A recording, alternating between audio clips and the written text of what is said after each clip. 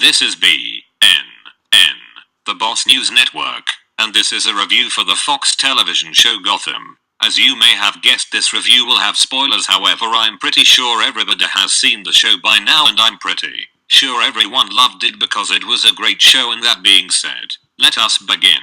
The claim to fame for the show is Batman, of course, however Batman is not in the show, at least right now, and it is about Jim Gordon. He is a rookie cop. I should say it is about Jim Gordon and the city of Gotham. And I don't think too many people will be missing Batman because ultimately Batman is really known for his villains. He has some of the best enemies in the comic books. Don't get me wrong. Batman is awesome, but without the Joker and company, he would be Iron Man with less armor. You know what I mean. Moving on. Just to recap the show. It starts out with a Catwoman or a younger version of Catwoman, and then skips straight to the death of Bruce Wayne's parents, which was wonderfully done. I loved it, but having Catwoman witness the whole thing just seems wrong. I know this is too early to say, but I really hope Catwoman is not too involved in the show because so far I'm not crazy about her. Anyway, Jim Gordon, the rookie police officer, is teamed up with Harvey Bullock, who is also from the comics and the TV shows, movies, and in every incarnation is a corrupt cop. What I like about the show is how it establishes that as the norm. You have to be corrupt to be a cop in Gotham. Unfortunately, the show also establishes how Jim Gordon will have to come to terms, at least for now.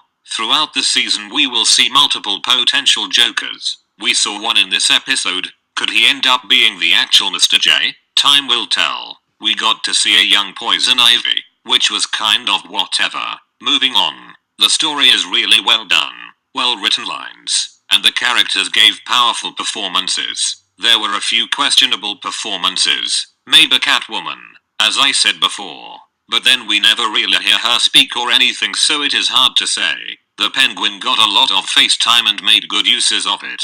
I have a feeling we might be following his antics throughout the country as he tries to avoid Gotham. We do see a brief glimpse of the Riddler, which was fun, and saw Alfred, who is kind of disappointing.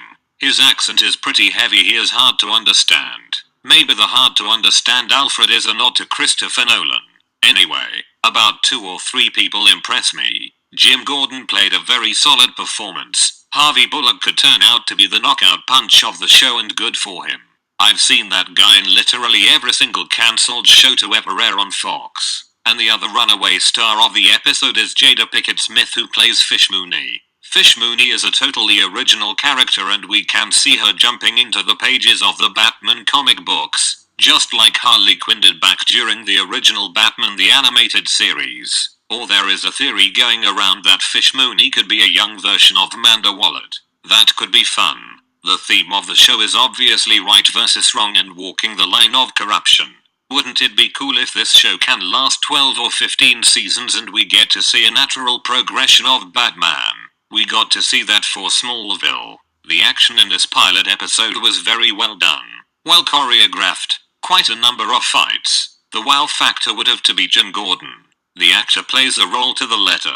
The yawn factor would have to be Catwoman. This is a problem they are going to have to correct soon because this version of Catwoman looks very much involved in the storyline.